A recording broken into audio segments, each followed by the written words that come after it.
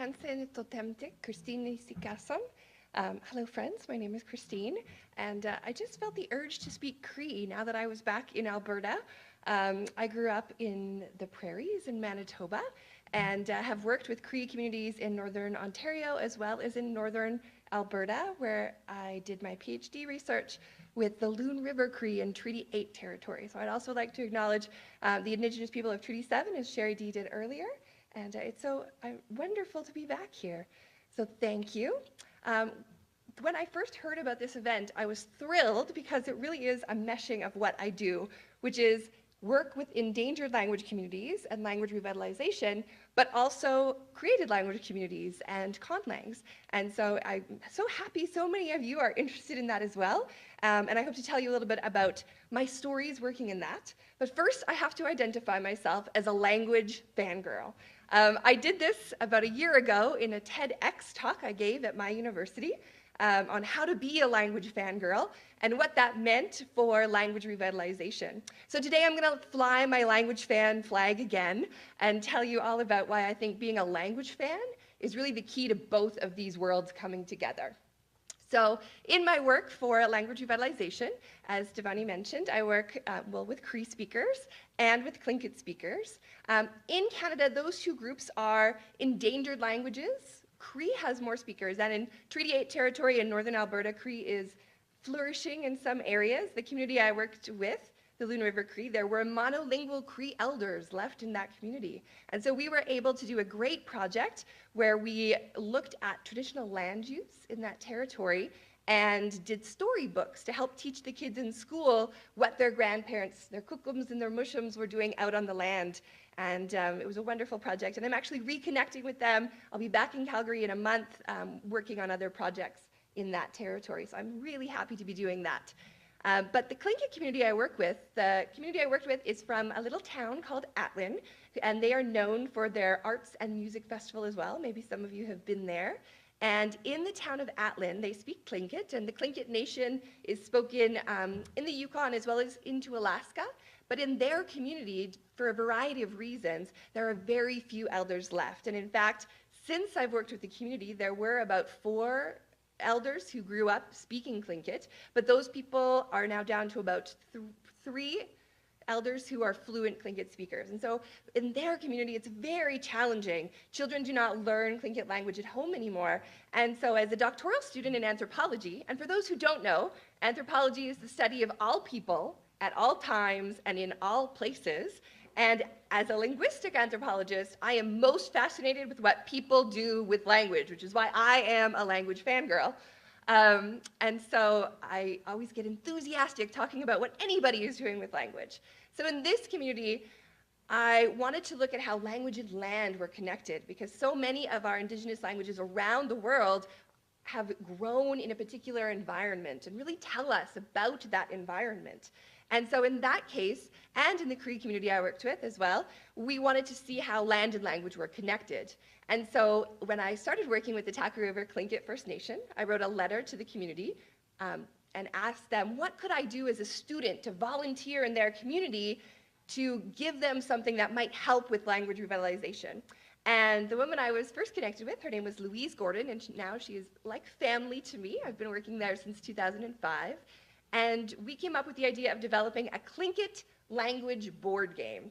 And we developed it over the course of the year and is now been published in their community. And the idea is that you travel around their territory and you learn about the language as you collect resources. So you would go to one particular area where people fish, and you would roll the dice, and by chance you would get to pick up a card, but only if you could pronounce the name of that fish in Tlingit. Or you could go and get a moose. People love to eat moose in that community, or other things. It's really fascinating to see what things people are collecting. So you need to collect the language and the pieces and the place names of the areas where people are collecting their moose or their deer or whatever it is, and bring it back. And so it was a wonderful way to have fun with language learning and a great way to show off the language and the pieces connected there. So that was one aspect of my work. When I came to the Okanagan, my colleague John Wagner is an environmental anthropologist, and he had done his doctoral work in Papua New Guinea. And so he wanted to give something back to the community. And when he asked them, and Papua New Guinea, I don't know if everyone knows this, has the most languages in the world. Within the country of Papua New Guinea, there are 862 languages.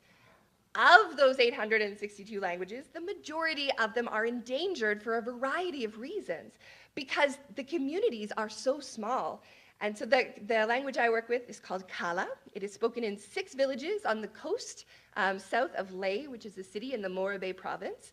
And there are only about 2,000 speakers of Kala in those 6 villages. There are also 4 dialects of Kala, which makes it really intriguing to work on that language and to document it, because if you move an hour away, then things change dramatically.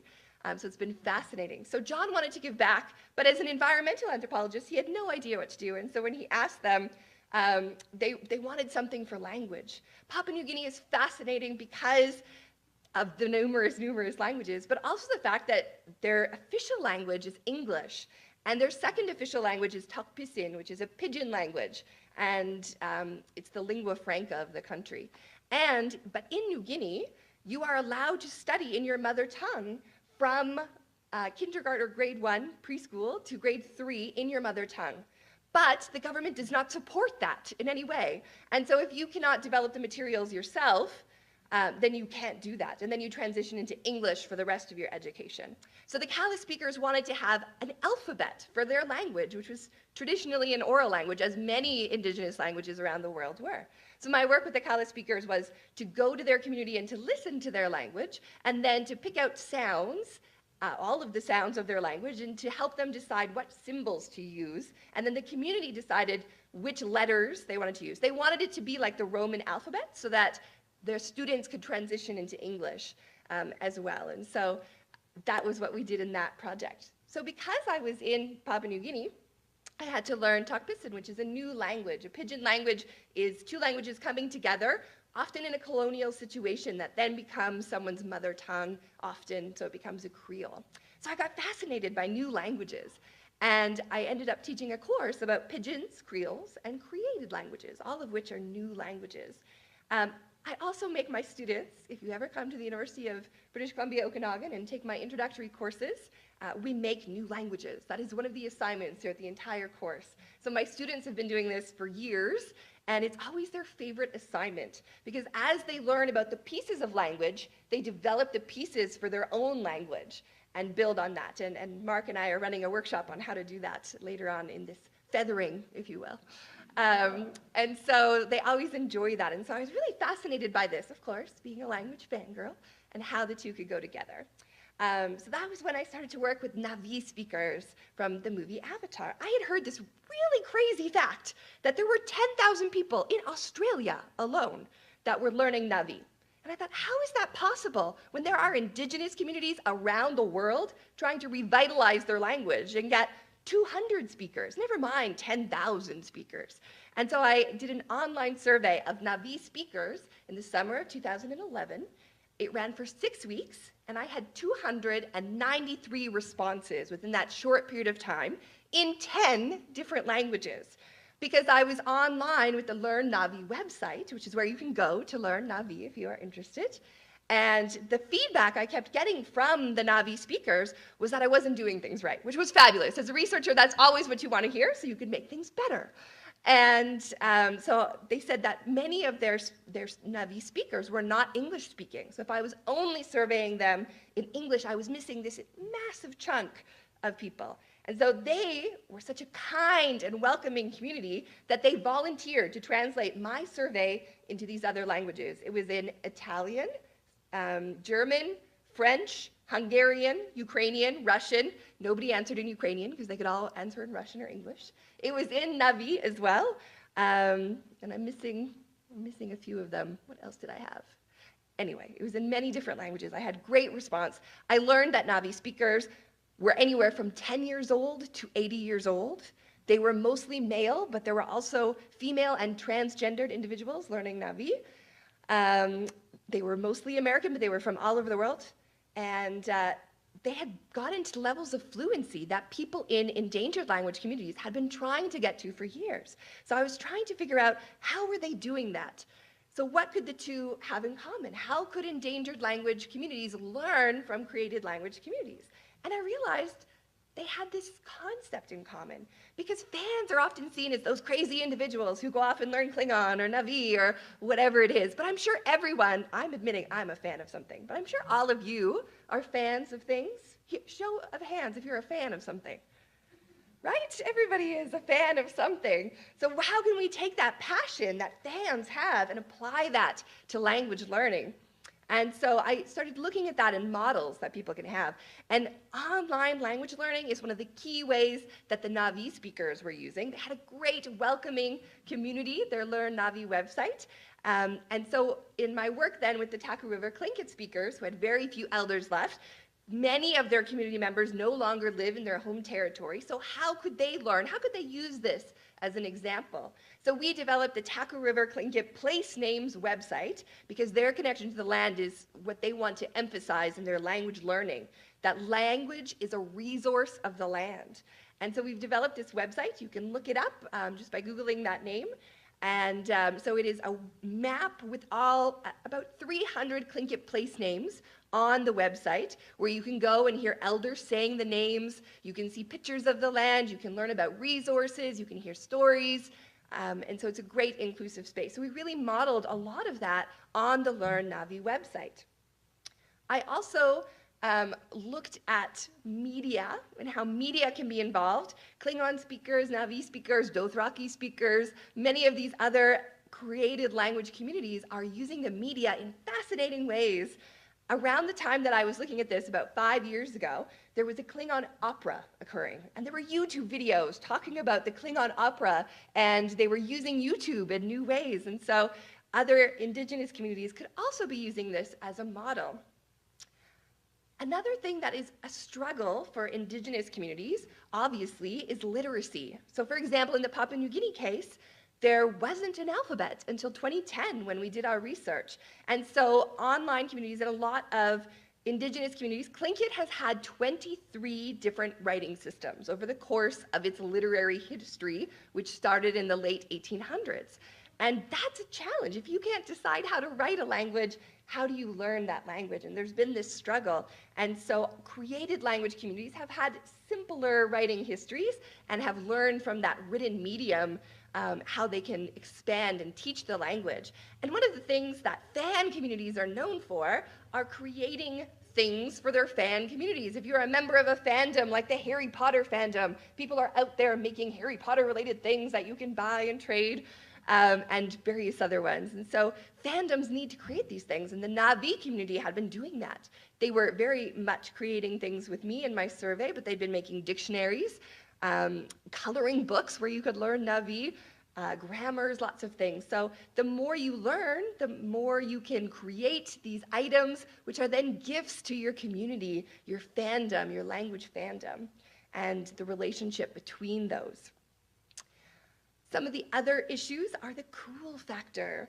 Many times, fans are sometimes seen as obsessed individuals, but there can be ways to make language cool and make it part of that fandom. So the board game definitely became one of those things for the Tlingit language speakers. I became known in Atlin as the board game lady as I traveled around playing the game with kids. When I was in Papua New Guinea, we also developed a board game, lots of different games, because games are one way that the cool factor that's involved in some of the pop culture media movies with created languages can be replicated. And so we were doing some of those things. And sometimes the cool factor can shift, right, depending on what's involved, but that is another one that's been popular for the fandoms. But the welcoming nature is another key one. Many people within the Na'vi community felt welcomed because people weren't making fun of them in that space. And there wasn't this discrepancy. And what's really interesting to see what's occurring there is that so many people are from different areas around the world. There are different accents evolving within created language communities because there isn't a mother tongue speaker correcting you and telling you, no, that's not the right way to say it. You have Paul, in that case, saying those issues of how to speak, but that's a really big factor for different indigenous communities and the different dialects. And so being respectful and welcoming as part of the language fandom you're involved in is really another key factor. So I will talk briefly about Kryptonian before I end. Kryptonian, unfortunately, has not had a spoken canon yet because it wasn't spoken in the Man of Steel movies. But there is writing systems, and it was fascinating to me to see how fans were able to uncode the writing system before the movie even came out, just by getting little glimpses of it. And so if those fans who have never had any resources are able to now write in Kryptonian, I feel like there are many ways that this can move in the future into other ways. So if more people can become language fans and reclaim that passion for language revitalization, it's one way that I see that constructed languages and endangered languages can come together in this new way. So I'll end things there. Thank you very much.